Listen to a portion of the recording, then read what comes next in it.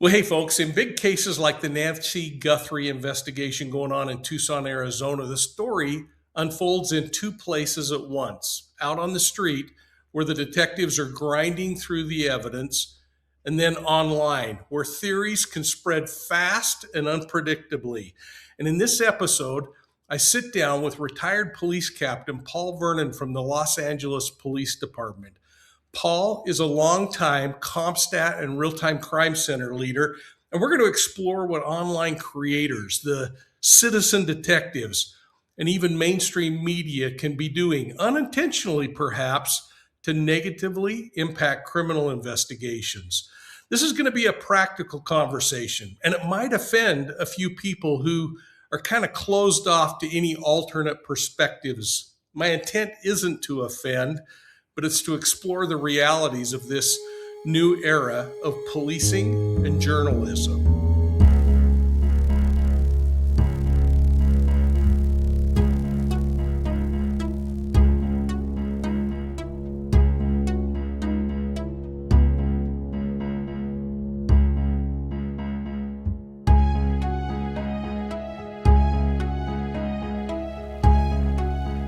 Hey everybody, welcome to Profiling Evil. And for those of you who have been here before, you know the drill. For newcomers, get your fingers ready, because I'm hoping that you'll pause long enough to hit that like and subscribe button down below.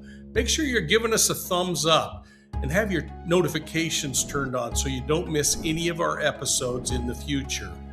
Now, I want to talk about something that we've been watching in real time down in Tucson, Arizona. It's surrounding the Nancy Guthrie case.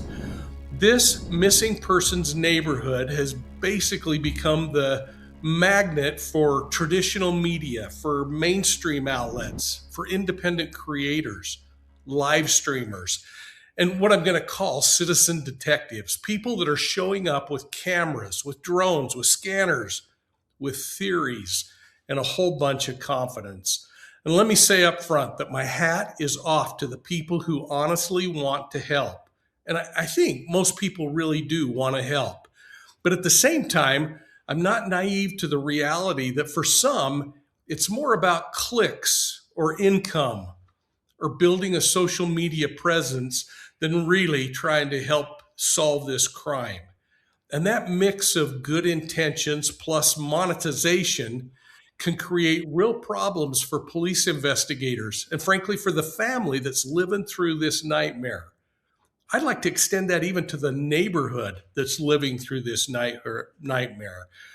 Now, personally, I've never had to deal with this kind of attention in a criminal investigation. I mean, sure, there were moments when the media blitz was unforgiving, like when you're showing up at the jail with the perpetrator after you've made an arrest, or you had a major court appearance and the media's waiting outside when you walk out of the courtroom. But this is exactly why I wanted to bring along my friend Paul Vernon, because we actually go back to the offices and hallways of LAPD's Compstat and Real-Time Crime Center, where I had the opportunity to work with Captain Vernon on a number of projects. I always respected how disciplined and clear-headed he is, even when the cameras aren't rolling. So let me introduce you to him. Paul Vernon is a retired captain from the Los Angeles Police Department, 33 years of experience across patrol, investigations, internal affairs, and crime analysis. This guy holds a graduate degree in criminal justice, and not only holds a degree, but he's taught as an adjunct professor in criminal justice. He's also a published researcher on police stops. He's trained law enforcement professionals for more than 20 years on how to deal with the media in high-profile cases. I don't think there are many people that can better understand what's happening in the media dynamics than Paul. So, Paul, thanks so much for being here. I mean, I'll tell you what, I really enjoyed your article, The YouTube Detective: How Online Influencers Complicate Real Investigations. Thank you very much. It's nice seeing you again. When I came across your webpage, by the way, Profiling Evil, I was just absolutely stunned by it. And you do such a great job. I was so impressed. And then when you contacted me, it was a great honor to come on with you. Well, no, thank you. I mean, gosh, this is like a bromance in the making, because I think back to walking through that magnificent racer and seeing the real time crime center in LA and seeing the challenges that you were facing. This is really kind of an interesting kind of a parallel that we're making today, though, because this is one of the highest profile cases I've seen in a long time happening in rural America. It's probably not that big of a deal because you were dealing with celebrities your entire career in Los Angeles.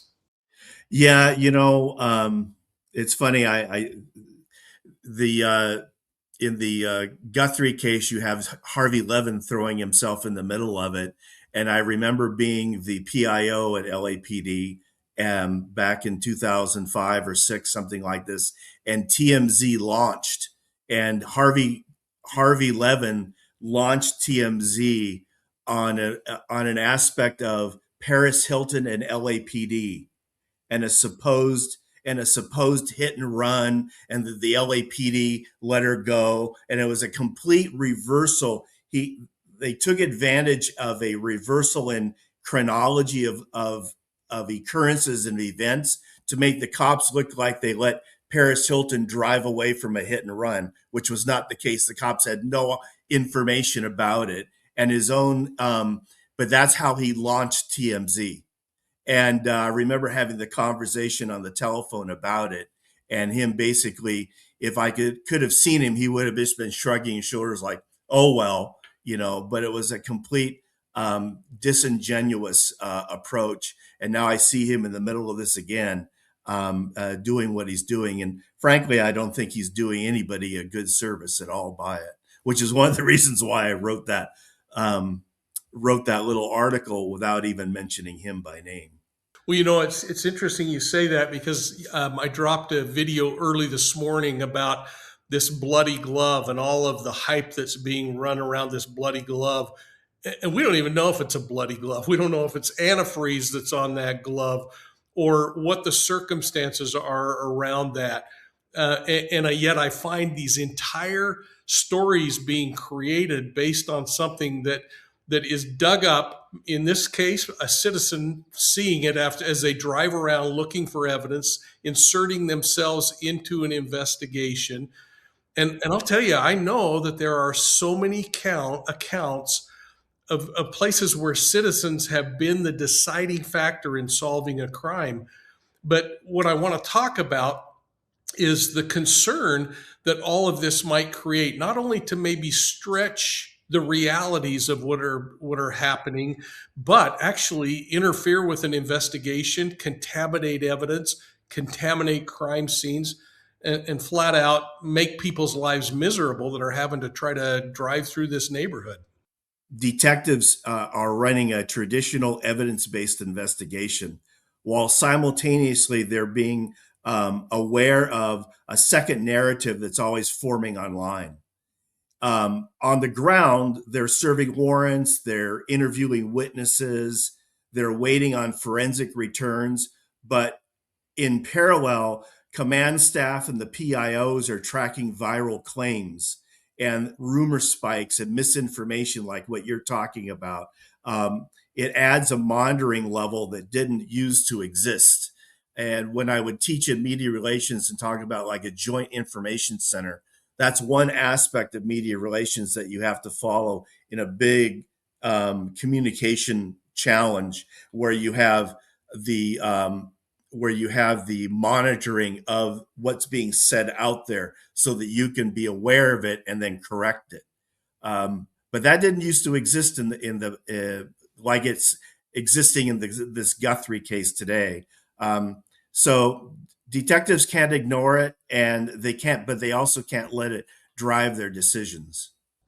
So, Paul, one of the things that I've thought about a lot in this particular instance is I'm watching the dynamics between the federal partners stepping in and the local law enforcement and the responsibility they have. The difference between a police chief, and I've known many of your police chiefs at LAPD over the years, the difference between being appointed by a mayor and a council versus being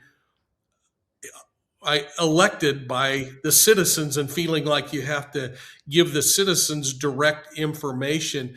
But I've been a little concerned about the disruption that appears to be occurring, and the fact that it doesn't appear that the feds and the local law enforcement folks are in lockstep through this thing. You got any feelings on that? Because again, it's not about being critical. It's about what are the lessons learned. And I hope law enforcement's really watching this closely as they determine how they're going to handle the next big case that happens in their jurisdiction.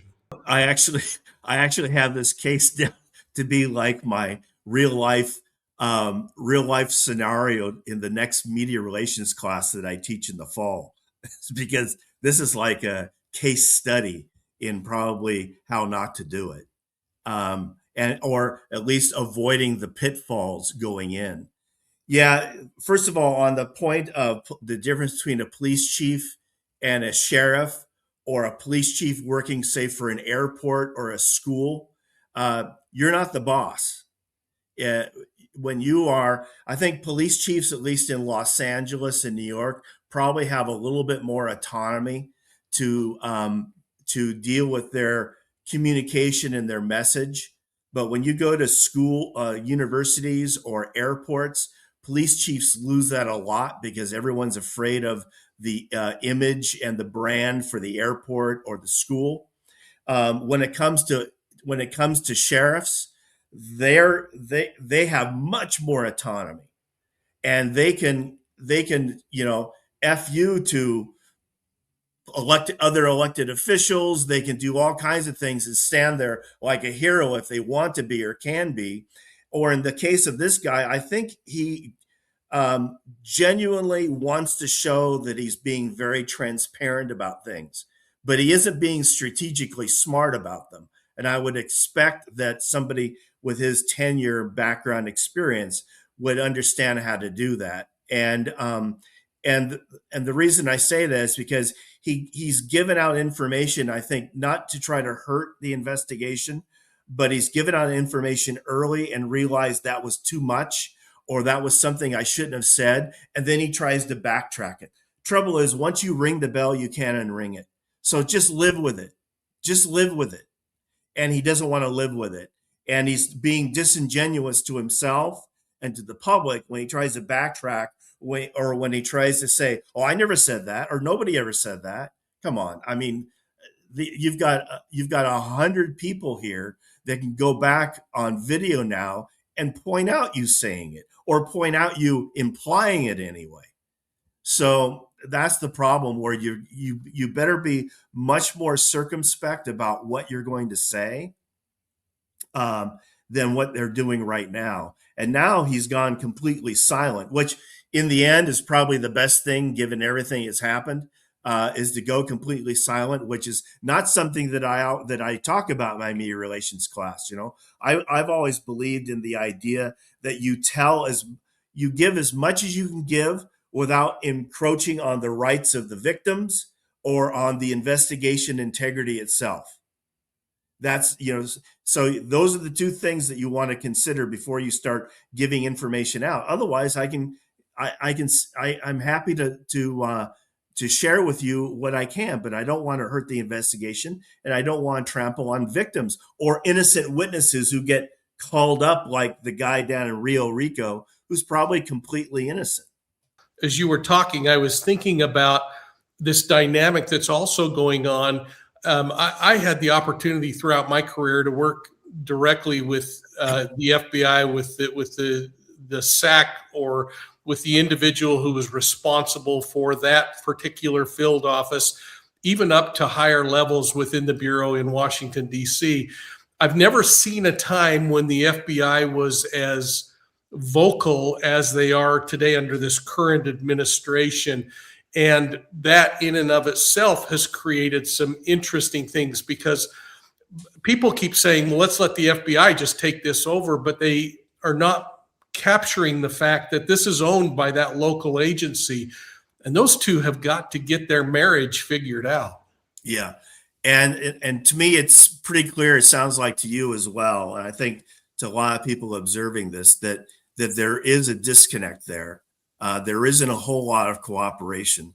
I understand jurisdictionally, that once she was missing for 24 hours, the FBI, the feds could have taken it over jurisdictionally. It can become a federal crime, so it would be able to fall within their purview. But until then, it would have been a local case, and it's remained there. I'm kind of surprised that the FBI hasn't glommed onto it and grabbed it. But I think what's missing is a clear leader, a clear, if we use the police parlance, incident commander. And within that incident command, where you have FBI and say the sheriff, within that incident command, and this is partly what's missing with this messaging, is that there isn't an incident command message coming out through the PIO, whether it's an FBI agent or a sheriff's deputy as a PIO. Both sides are not being considered when they decide to put out information or how to address, say, bad information, misinformation that's out in the community to correct it. And people are kind of acting independently. And I think in that way it's hurt. To the FBI, to their credit, they've tried to stay out of, just in their silence, that they've just kind of put their nose to the grindstone and they just keep chipping away at the investigation, I assume. Whereas this sheriff seems to be more concerned with constantly trying to reassure the family as the victims. I think some of his efforts to dismiss them as potential suspects is to give them a little bit of grace, because he probably morally, ethically believes that they aren't involved. But the way that that's come across that way, by discounting them so up front, is, I think, in the way can actually end up hurting the credibility of the investigation, because defense attorneys will later use where you never looked as a part of the evaluation that you weren't being objective and unbiased. It makes it so worrisome because we've already talked a little bit about it. When you have to backwalk some decision that you've made or some announcement that you've made or something that you've revealed to the public, and then you have to walk it backwards later, that's a whole lot worse than just saying up front, we're not going to discuss those kinds of things in this case yet, but we'll keep letting you know. What happens next if you're dealing from a media relations perspective and you have a public narrative out there that is perhaps dead on or completely off base? What's your next step as a public official to try to release enough information to quell the conspiracy and yet not injure the investigation? Well, I guess one thing would be, in not being privy to all what they know, is to go with the investigators and just do a rundown exactly where we are. What do we know to be the facts? What do we know to be the kind of things that we're looking at? And determine then what part of that could we clarify then to the public to kind of reorder, to redirect where things are going. Because a lot of it now is in the vacuum of what's really happening. People tend to go off with their theories, and these theories go off in all kinds of different into all kinds of different directions. And now those theories take on their own life in some ways, where people start running them down. One of the latest theories is somebody noticed a light in the background in the infrared porch video. Oh, that's a second suspect in the background, right? There's one thing that constantly is retold, and I've never heard anybody correct it. And it's not even a matter of correcting it. It's a matter of providing an alternate interpretation of what they're seeing. And it's the issue about these suspects spent 41 minutes in the home. There is no evidence that they were in 41 minutes in the home. There was, if you take the time, and this is where, see, the amateurs fail to be able to think things through practically. And of course, they're not accountable to their thinking. Okay. But where For example, and I haven't even heard the police, and I've heard many law enforcement experts repeat this whole thing. So do you mind if I go down this rabbit hole for a minute? Okay, so the idea that they've set their chronology, their timeline, based on certain objective points. For example, the garage door opening and closing, okay, and the camera being ripped off of the door frame. Okay, so when the camera is ripped off and that thing stops, they say this is the point now that the suspects between that point and the pacemaker disconnecting from the Wi-Fi is 41 minutes. Okay, and they say, my God, these guys who takes 41 minutes inside of a house? What kind of a burglar does that? And I'm saying, who's to say they were in the house for 41 minutes? What if they took 39 minutes to get in the house? Well, Paul, nobody ever thought about that. They could have been outside the house for 39 minutes. You're exactly right. And when I look at this thing from a behavioral perspective, here's a couple of things we absolutely know is the time that camera was removed from the wall, which you've already indicated becomes, let's say, the start moment. Mm-hmm. But I believe before that moment, more activities going on because we've seen imagery that shows the suspect approaching the porch without wearing the backpack or the weapon. So he's already made one dry run where he's come up and inspected things. And theory and basic common investigative sense to me suggests the possibility that, wait a minute, what about the fact that this guy then, once he removes the doorbell, doesn't just go back and watch from the shadows to see if a police car shows up or if a light in the house goes on, and so it speaks exactly to your point that people are theorizing based on that distance in time when really it's not a good analogy. Not at all. And it's not reliable at all. And it's not even practical because, first of all, what I don't think people realize too, that walking into that porch, outside of that porch, it was pitch black. Inside of that porch, it was even darker. So when people say, well, why? How did you not see the camera? He couldn't see anything. It was pitch black. And I think also here is another question that I've come up with is that, for example, a lot of people have assumed and they talk on the premise of the idea that this is one guy because that's all they see is one guy. There is no way that this would have been pulled off by a single person. A single person, car or not, doesn't pick up a 150-pound, 84-year-old woman and kidnap her away from a home. You don't do that. Burglars don't go into a home, even a failed burglary, and end up, let's say the person dies and decide, let's take the body with us. Burglars don't do that. And so there was probably at least 3 people involved in this. And I suspect based on the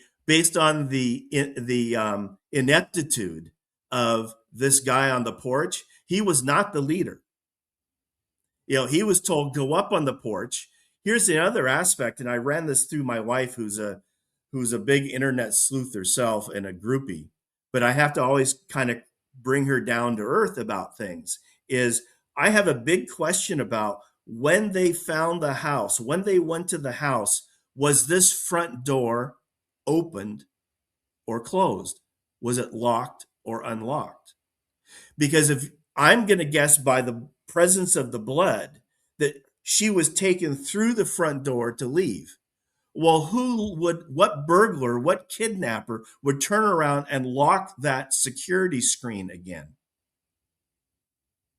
So there's a big question about that whole ability to access that home and why, and who might be involved in doing it, about how that was done. But the guy on that front porch, another observation of mine is that weirdness about how he cups his hand like this toward the camera. Who blocks the camera? You block a camera like that, right? But he's got his hand like that. He's actually kind of looking through it like that. when I watched him go down and pick up the weeds, I kept hearing people say, "Oh, he's left-handed. He's left-handed." I think, why does everybody think he's left-handed? Because his holster is in a right-handed direction. So that was a conflict, right? So he wouldn't be left-handed and cross draw this way. I'm sure he's right-handed based upon the holster. But I think people got the idea that he was left-handed because he reaches down to his left to pull the weeds. And if you notice when he pulls the weeds up to his hand, he puts them into this hand, but he doesn't grip them like this. He grips them like this, just between the thumb. And you know what I think happened? I think his left arm and hand are injured. I think and if you look at the way he leans over, avoiding his right side, leans over, he favors his left side, which a right-handed person wouldn't do, or you would squat down. Because remember, he needs to get close because unless he uses his little bite light, he has to get close in order to see because there's so little light. And I think he favors that left side because I think he's injured. And I think he may have been creeping around in all the darkness and through all the shrubbery and maybe looking up in windows and may have fallen or tripped out there and injured his right side. Because this hand looks, if you notice, he really favors it. And he does it. At one point, it does flatten out, but not much. And I thought to myself, wow, that's and let me tell you where I put this together. And it's funny until you start putting various points together. When they stopped that guy when they stopped that guy in the Range Rover, and he's in the parking lot, and there was a screenshot where the FBI is using a cell phone. I assume they're trying to take his prints on this cell phone to ID him. And he's doing this with his hand, which, what do we see suspects? Why do they do that? Because they've been handcuffed, right? But at that point, he didn't appear to be handcuffed. Now, he might have been handcuffed, but he didn't appear to be. And when this hand comes down, before I had this theory about him being injured, I said to my wife, as we're watching it, I go, look at that guy's hand. Look how swollen it is. His hand looked really puffy and swollen. And I said to my wife, I said, could they have had the handcuffs on that long? It's only been a couple of minutes. But then when I came across the observation about the porch, I thought, maybe that's the injury to that hand. Why somebody, now again, I don't want to implicate this man. They obviously stopped him, but to that effect too, and I don't think most people picked up on it, the fact that they put evidence seals on that Land Rover and that they towed it away, that means they had probable cause. That means that was named on a search warrant, which is a much higher idea of having a hint. That was much more than a hunch, the fact that they towed the Land Rover. Because you notice they didn't arrest anyone. It was a targeted stop and an inspection too. I mean, that all I think they wanted to get, I think they wanted to get into that house and into this Land Rover. And when you looked at who these people were, I think there's kind of like an organized crime connection with that.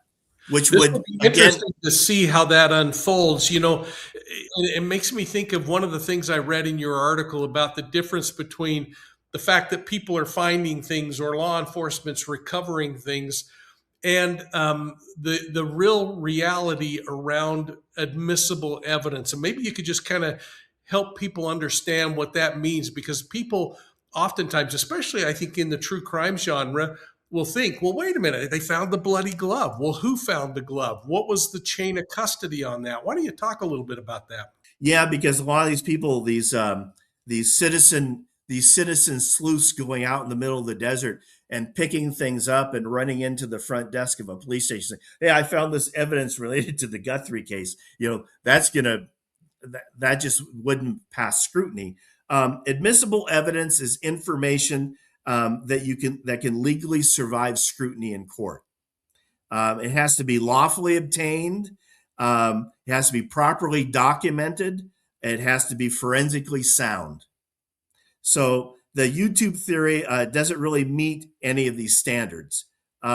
Detectives can't make arrests because, for example, they can't make arrests because something feels compelling online. Oh, that sounds good. Let me make an arrest based on that. It's not going to stand up in front of a judge or a jury, and it's really useless. And potentially it's harmful because it starts, again, it's harmful in the investigation and just the logistics and the resource effort to have to run down these things.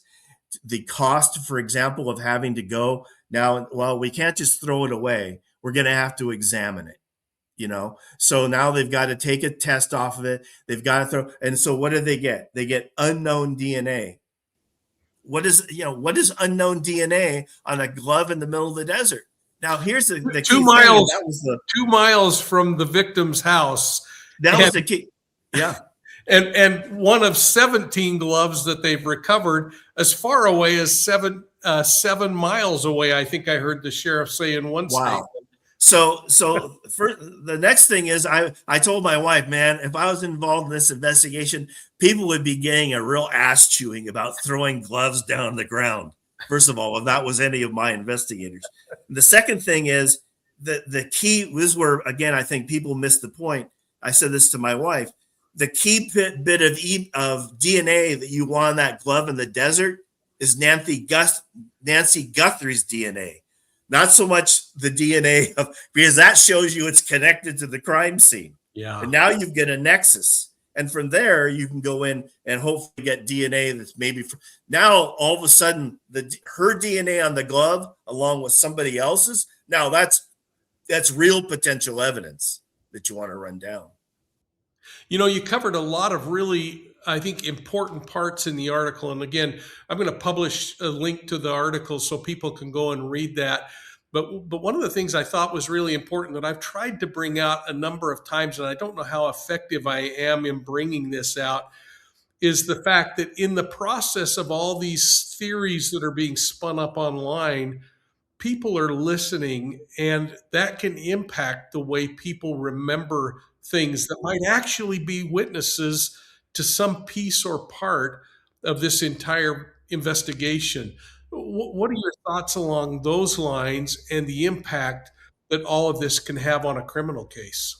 Well, the funny thing about memory is that I think a lot of people don't realize that it's reconstructive. If a witness hears a repeated theory about a motive or a sequence of events, their brain can kind of unintentionally integrate that into their recall. It can become the story for them. It's not that they're lying, but they're filling in the gaps with exposure. And the repetition creates familiarity, and the familiarity feels like the truth to them. I can use the analogy. Suppose that, we all have a blind spot in our eye, but we don't see that hole.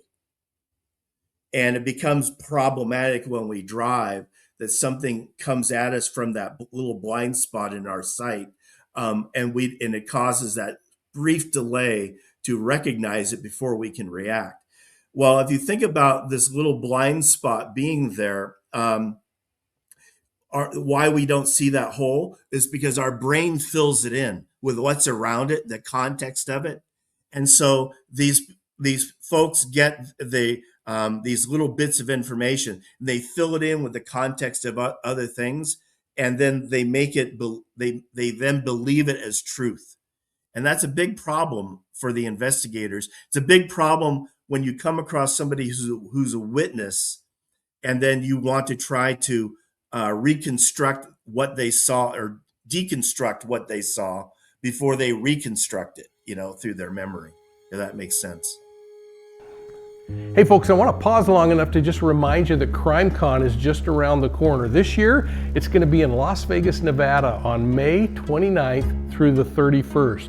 This is an immersive, weekend-long event where you can do all things true crime and mystery. You'll meet with creators that might be your favorites. You'll see and hear from some of the world's experts, and it'll give you a chance to attend my presentation on the big stage, where I'm going to be talking about some pretty amazing stuff. I hope you won't miss it. And if you want to come to CrimeCon, you can take advantage of my special discount code by entering in Profiling Evil, one word, in the coupon section. The link's down below, or the QR code's on the screen. So let's get back to this discussion about Nancy Guthrie and how the media is either positively or negatively impacting the case.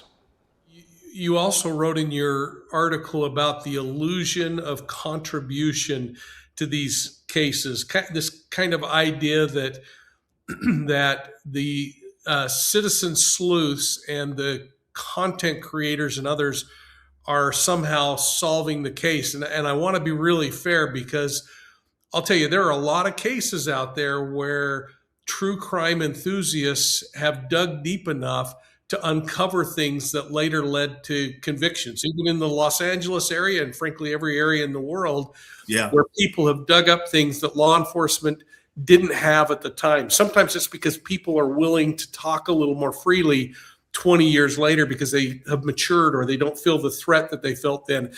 And so these tips can really make the difference. But the challenge for law enforcement is, how do you separate the rare, useful, crowdsourced information that can change the case from this tsunami of noise that we're hearing?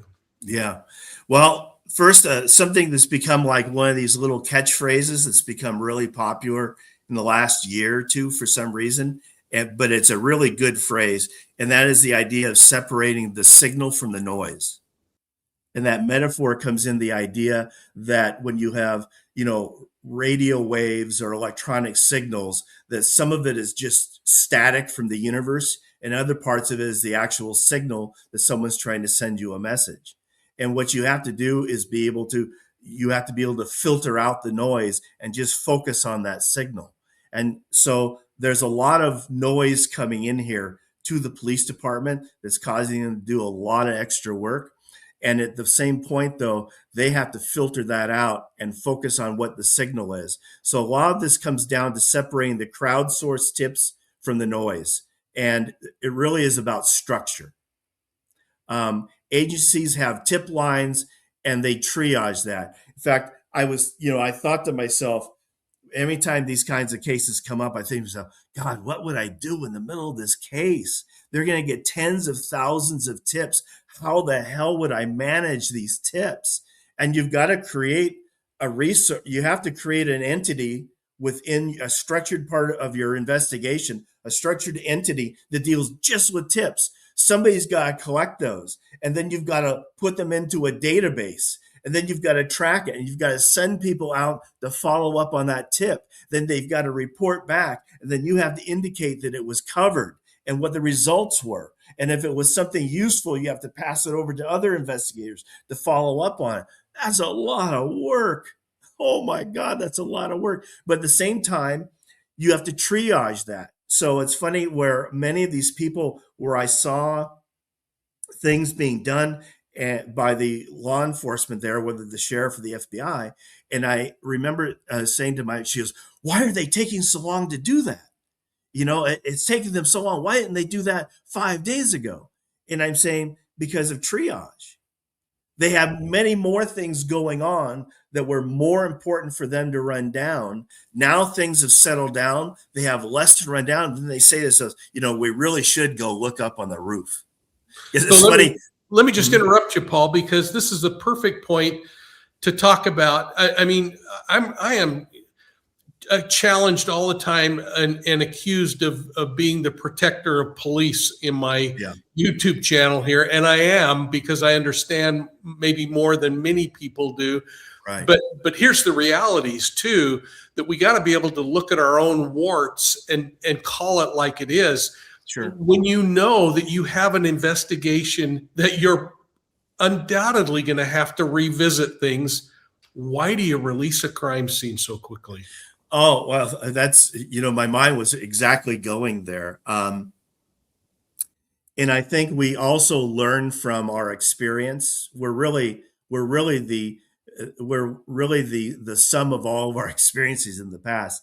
And I look back at this, and it's not that they made a mistake, but for example, once you realize this woman was abducted, which I think they realized by the end of the first day or by the second day, and realizing now, and in hindsight, one of the things that I would have done, forget yellow tape, I would have gone to general services of the city and got this chain link fencing that you use, that you see in front of houses that are getting, like in Pasadena, they require homes that are getting building permits and stuff to put up chain link fences all around. If the house is not occupied, they have to put a chain link fence around the house to discourage people from coming in, vandals and so on. I suppose that's why they do it.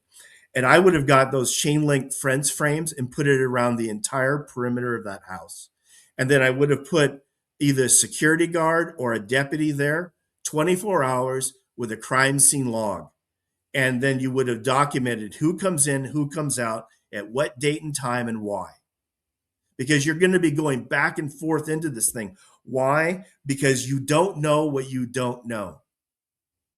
And you're all of a sudden something that you remember seeing in the house when you did your walkthrough meant nothing when you did the walkthrough. But 5 days later, that object, you go, wow, what? If I can tell you a quick war story that kind of illustrates this. I was a rookie at LAPD working Rampart Division one night, and there was a burglary at a liquor store, and a whole bunch of people were watching it from around. They were giving all kinds of information out to who was involved in the burglary, and I was just one of my training officer. We were one of two officers in units. And apparently just about every unit went out and made a traffic stop somewhere in the Rampart area. And I remember later, as I'm walking out to go to my car from the parking lot, there was this tennis shoe that was in the parking lot that was really a weird looking tennis shoe. And I remember looking, there was only one of them. And that stuck in my mind. 3 days later, I was working a U-car, which your job is just to take reports. And I was by myself. And of course, but being a brand new cop, I just, you always want to get involved in things. Well, one of the descriptions was that the suspects were in a van. And I came across 3-4 blocks away, this van with these great big windows, which was one of the descriptors in this van. So I pulled around, parked behind it, and I nonchalantly walked up and I looked in the van. And here's all these quart bottles of beer, some empty, some still full, something you would pull out of the case of a liquor store if you're kind of a homeless type guy. And I see the matching shoe to what I saw in that parking lot. Now, that shoe meant nothing to anyone that day. And so I put out a backup, got extra units there. We arrested these two guys, impounded the van, booked all the evidence for what was this burglary. And I remember the detective calling me in afterward, like a couple of days later. And in fact, his name was Detective Call. So this guy was Joseph Wambaugh's former partner. Detective Kalk, who was Joseph Wambaugh's former partner, calls me into detectives. He goes, Vernon, how did you make that arrest? And I tell him about the shoe. And it was in my report, of course. That's my probable cause. And he goes, I go, what happened to him? And he goes, well, we had to let him go. I go, why? He goes, because some other unit booked another group of guys in a van. And so that created reasonable doubt. If the police are arresting another group of guys in a van, and now you've arrested this guy in the van, even though with the shoe and so on, you're probably right, you've just created reasonable doubt, because for the defense attorney, they're going to say, how do you know it's my client? How do you know it's not? The cops thought it was this guy over here. And it's the same thing with the sleuths out there. they're grabbing all these various kinds of things, and then the police have to run it down, because if they don't, there's the reasonable doubt.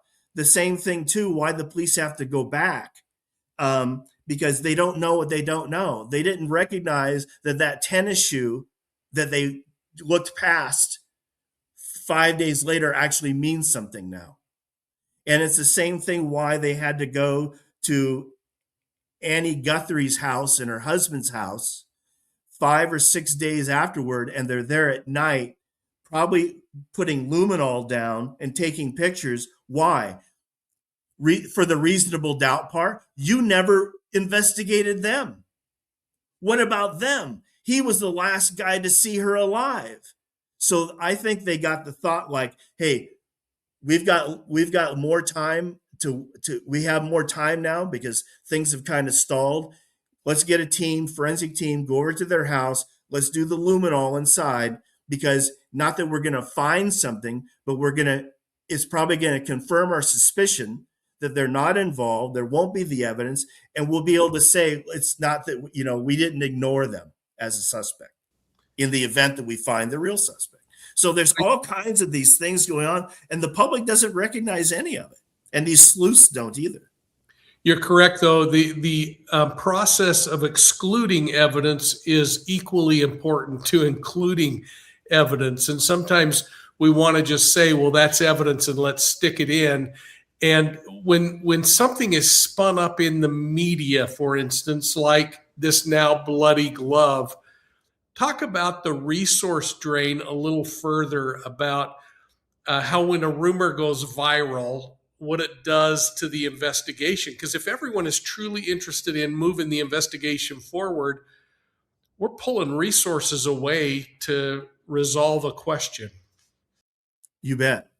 Well, just on the matter of resources of a so-called bloody glove, you're making an assumption that it's a bloody glove. Okay, first of all. Second of all,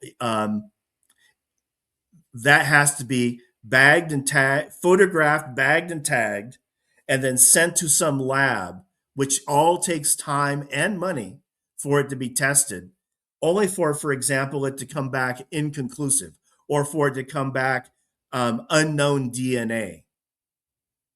And then does that then say to you it's not the glove? Not necessarily. Is it useful in court? Probably not. Unless you get, for example, a suspect later that you can compare the DNA and say that it matches. But right now, what they want is DNA that leads them to a suspect. So DNA that leads them to, that's an unknown DNA, not in CODIS or what have you, doesn't really help them so much at this point, because what they want to do is identify who the subject is, who the suspect is. Even then, coming up in the conversation there, the idea of no CODIS hit of DNA. Well, there's lots of people not in CODIS. All the people in the United States who have never been arrested are not in CODIS. Also, criminals, if this is south of the border, which I believe it probably is, there's a lot of criminals down south of the border who are not in CODIS. So none of those things are de facto things that tell you really anything. They don't answer a lot of questions. Let's kind of shift the conversation back toward where we kind of started with the TMZ involvement in this thing, in this ransom theater that went on for 4 ransom notes, and was certainly great for some clicks. I received a tip the other day about this case. Seemed like a pretty interesting kind of a tip. And I responded back to the individual, thank you for trusting me, but why would you come to me instead of going to law enforcement? And I worry about tips that go to content creators, even those that are retired cops, rather than the investigators that are trying to handle it. And the response I got back was, I spent an hour on hold on the tip line and they blew me off. And so when we see this bloody glove, or believed to be bloody glove, that was just recovered a few days ago, I saw an article, or actually a news story that I put in my video this morning about that bloody glove, where the couple that found that glove indicated, hey, we called the tip line and we told them, and the tip line said, great, thanks, just go ahead and go home and we'll get someone over there when we can. And they were so incensed by that that they turned around and they called 911 because there was in their mind a threat of rain coming. And then 911 actually sent an officer who responded, and they ended up putting a team out there till 2 o'clock in the morning. But that shows the disconnect between the value of tip lines and the realities of collecting evidence too. What are your thoughts?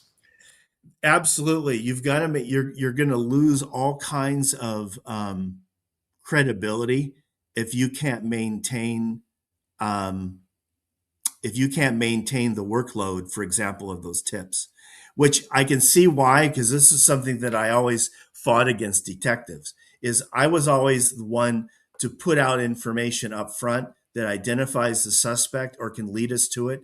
Because I used to say to them, they say, yeah, but the suspect will know we're after him. I said, well, the suspect already assumes we're after him. They're all paranoid. That's what suspects are, if they're the real guy. I said, but we've got 10 million people in Los Angeles County watching television, So to have this picture or this sketch and not put it out there with some context to be able to identify this guy seems to me to be neglect of duty. But at the same time, these tips coming in, if people are going to if you're going to ask for a tip, you better be able to take in the thousands of tips that you don't anticipate. And so I can understand where detectives don't want to put information out because they're afraid they're going to be inundated with a bunch of tips, and they'd rather act on their own skill and ability to solve this without that. But sometimes you need it, and you're going to have to balance that. But you got to be prepared, because if you're gonna tell people, discount the tips coming in, and you're gonna tell people that you don't have time or you can't answer the phone, it's gonna happen like that. And you know what? It goes to show the sincerity of these people getting the tip through you, because they really have a belief, number one, that it might be true, and number two, they just want to help. And I understand that, and I can, I can appreciate that kind of thing. This isn't unheard of. I'm thinking back, I was trying to look up his name, but going back, if you remember, there was a colonel in the Lindbergh Baby in 1930 or whatever it was, most sensational crime ever. And one of the few kidnaps for ransom like this is. I mean, they're so rare. And there was a guy that inserted himself. I think he was a former military guy, but his name was Condon. And he became this intermediary, and it became questionable whether it was even real as an intermediary. Another interesting piece of trivia on that. Do you know that General Schwarzkopf's father was the New York State Police Superintendent in the Lindbergh Baby case? Oh, I didn't know that. Yeah, well, piece of for Jeopardy. That's for Jeopardy. There you go. Final Jeopardy answer. So let me ask so that the intermediaries like TMZ is trying to do, that's not unheard of, and they can cause problems, But anyway, I'm sorry. Go ahead. Again, we have to balance between the media, who obviously sells commercial breaks and other things, and they want to be able to drop information. But I had the opportunity of working a case I did a number of cases for the Dr. Phil show. And one of them was about a murder of a woman, and it was in the Midwest. And in the course of doing the investigation for that show, for the Dr. Phil show, I uncovered some evidence where we believed we knew where the body of this woman was. And I remember calling and talking to Phil McGraw and saying, we can't talk about this. This has to go to the police department, and we have to just back away and let this play out.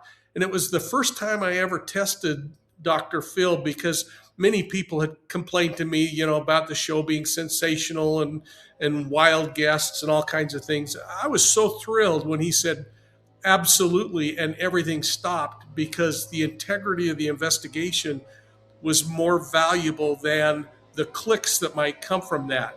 No, that's really important, and credit to Dr. Phil and to you for recognizing that, which I'm not surprised that you would.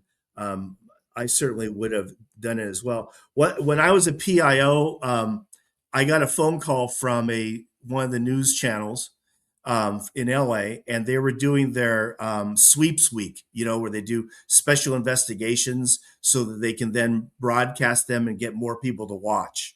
And then they calibrate their advertisement for that. So it's very important for them to do their these special investigations. So the guy calls me, the reporter calls me and says, "We'd like to talk to Detective so-and-so at Commercial Crimes." And I said, "Okay, well, what's this about?" And he says, "Well, it's about this investigation into charities that are stealing cars." I said, "Okay." So I get a hold of the detective and talk to him, and he goes, "No, I can't. We can't talk about that right now." I said, "Well, how come?" And he says, "Well, this involves actually a terrorist cell." And he says what they're doing is it's Armenian related. He said they advertise on these Armenian charities. They get all these donations, but what they're doing is they're taking cars that within their group, they take leased cars, report them stolen, and then they're shipping them in storage containers overseas. And they're putting in false walls into it. And so I called the reporter back, and I said, "Listen, we can't talk about that right now. It will blow this case. I get it. Can't get into the specifics about it, but you'll hurt the case if we start talking about this up front about it."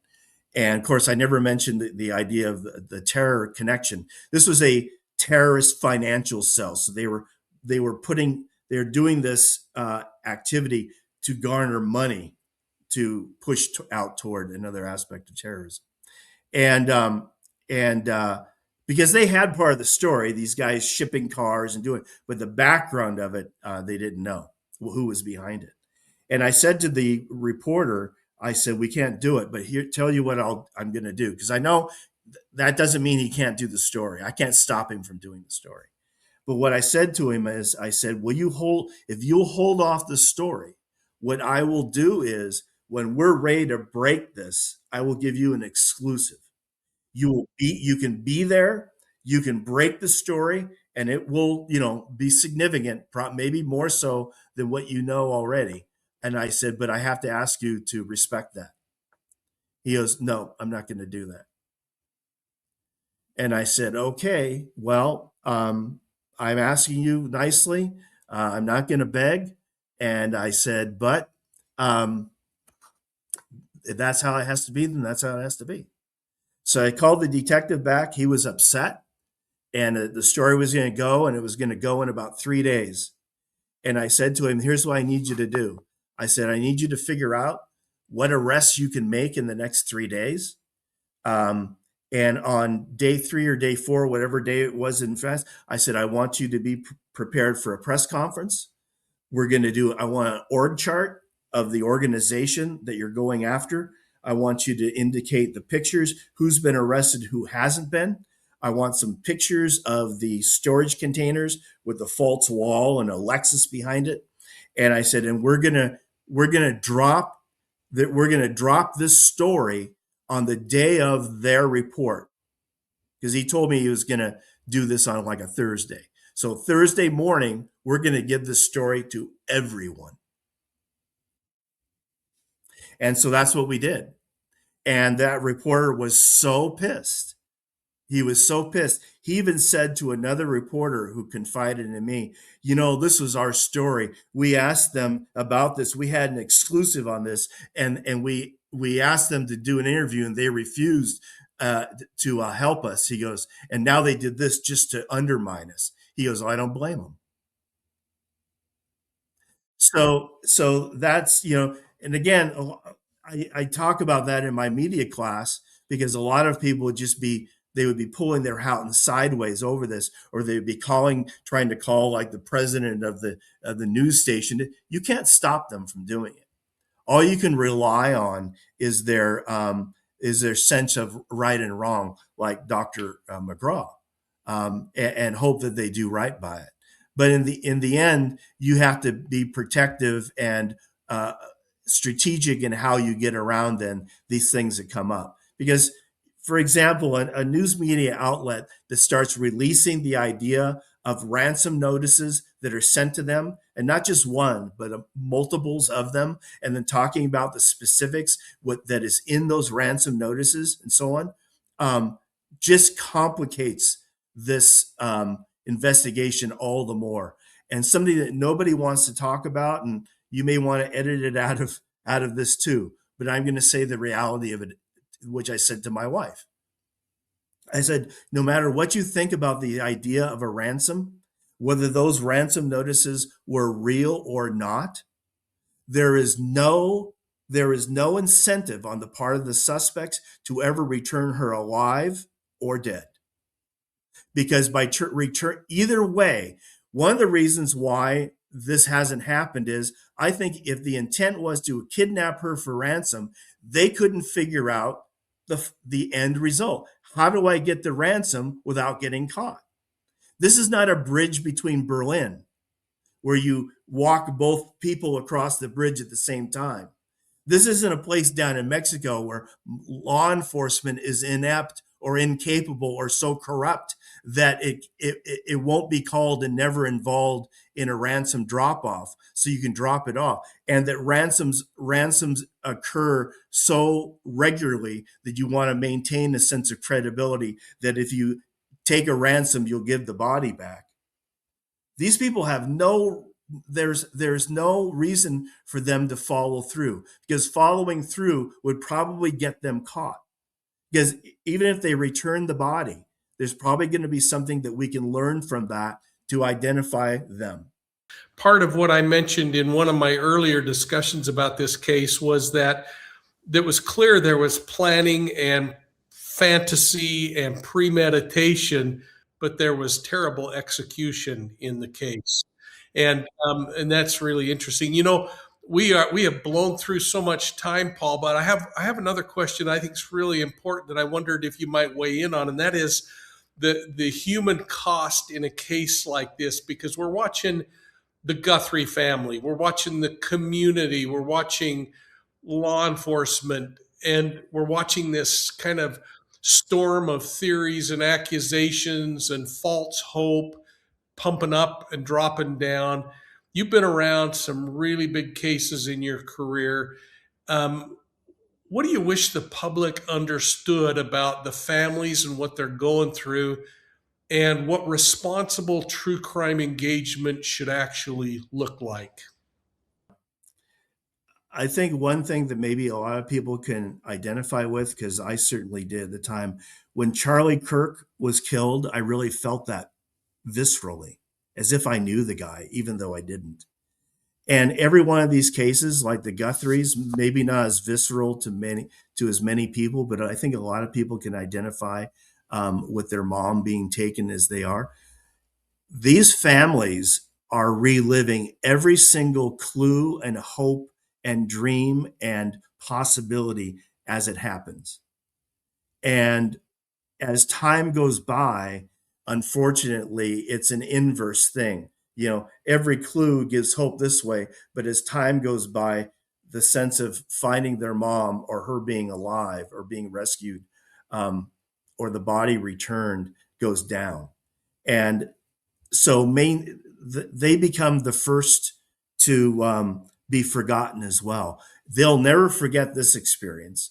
And while a lot of people feel like they're living it personally right now, while in the middle of it and they want to help and they're all sincere, their life goes on tomorrow. Right now, in fact, I said this to my wife, between the lull now in the Guthrie case and the win at the Olympics for the hockey team and what happened in Mexico with the cartel, this case was practically forgotten as of yesterday. And once there's a day where this is forgotten in that way, it's just down, down, down. And when you look at all the media that are camped out on the side of the road, their outlets can't afford that after a certain time. There becomes a cut time between saying we have to bring them home and do other things. For the independent people who are out there, maybe they have more time to do it. And that's why they're doing a live feed, showing cactus just 24 hours. And there are people tuning into that, 33,000 people watching a live feed of cactus growing. So there's interest in it, but at some point that will end. And but it doesn't ever end for the family. And what we really need to do is be there for the family in trying to bring them as best the closure that can be brought. And that's what investigators try to do. But we also have to be realistic with them as well, which I think is partly the FBI probably was very realistic about them and the idea of a ransom, which is, I assume, why they never paid it. I'm guessing. We don't know. Maybe they did. But I assume that's why they never paid it. Is it doesn't matter if you pay it or not, you'll probably never see your mother again, because that's the reality. Excellent points. And, it really does bring the realities of these kinds of crimes. Sometimes they don't get solved, and hopefully this one will. Paul, I can't thank you enough for taking time to walk through this, to talk about some of the angles in it, the stuff that's real and the stuff that might be a distraction. I hope you'll come back and we'll talk about some other criminal justice issues on profiling evil and continue the discussion. And it's so great renewing the friendship. Yeah. Oh, I'd love to. And because this is a topic that's near and dear to my heart and great amount of interest in it. And I was so impressed by your webpage or your YouTube channel and the content that you have in it is just amazing. I was actually contemplating doing something myself, but when I see something like yours, I'm thinking I would look like such an amateur. I wouldn't want to embarrass myself. You need to do it, and you and I are going to talk offline because I'm going to be hopefully a visiting guest on your show because it would be so fun.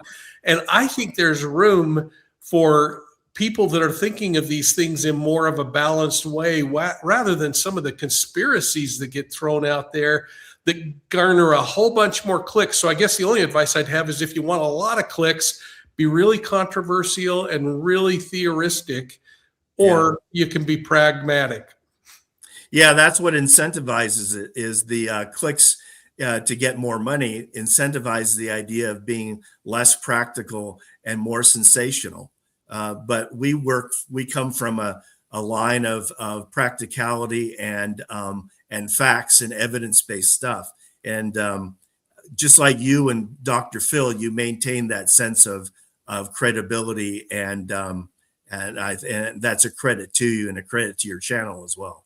Well, thank you, brother. And I just want to say it really is an honor, and I guess I am thrilled that people still hit the subscribe button and that we still get the clicks, because we get revenue, luckily, because like you, I have a retirement and I've been lucky in my life. We've been able to push the proceeds from Profiling Evil toward really cool things. We've been able to bury some people that families couldn't afford to pay for those funerals. We were able to put money toward the children's advocacy centers and see them benefiting children who have suffered abuse. And just to let you know, we actually started a brand new scholarship for criminal justice students at Weber State University last fall. So we're using all the money to kind of push those kinds of efforts. Oh, excellent. Excellent. Well, I'm not surprised at all that you were doing that. Well, and I had a flashback while you were talking, and I just want to throw his name out because I think the world of him, is Commander John Newman, who I worked with so closely over the years, and we continue to chat. I try to get updates on his motorhome travels throughout the world. And I want you to know, I appreciate my experiences in the LAPD to be able to learn. I came from a mid-sized agency and then later at the Attorney General's office. But the experiences I had for 17 and a half years working with the largest PDs in the world, I think really enhanced my understanding of this profession. Yeah. Oh, I can imagine. Yeah. And you've got great stories in your content and stuff that shows that deep breadth of knowledge deep and wide. Yeah, that's amazing. I actually I was a little jealous of it. Well, folks, that's it for today. And I want to thank Captain Paul Vernon, retired from the Los Angeles Police Department after more than 3 decades in the trenches. Paul, thanks again so much. And folks, I'd love to hear what you think about today's episode. So drop some comments in the chat box down below. Weigh in on what other people are saying. And like I always say, just keep it conversational and keep it kind. And if you have a question for me, send it to profilingevil@gmail.com, and I'll try to include it in the next episode. Remember that you can find Profiling Evil on Facebook, Instagram, YouTube, Twitter, and TikTok. And if you like getting your true crime fix on the go, make sure you're checking out Profiling Evil's audio podcasts on your favorite podcast platform. And I hope you've tuned into my newest podcast, Gardens of Evil, Inside the Zion Society Cult. It's about a cult that I took down many years ago and the thousands of criminal charges that resulted from that case. It remains at the top of Apple's podcast list, and we are thrilled. Episode 4 is dropping this week. You can listen for free, but your listen results in revenue that I can push toward child advocacy issues and that new scholarship at Weber State University. Please check out our webpage at profilingevil.com, where you can look at our story maps, dig deeper into cases, and sign up for our digital newsletter, The Bolo. I'm Mike King, and this is Profiling Evil. We'll see you soon at the next crime scene.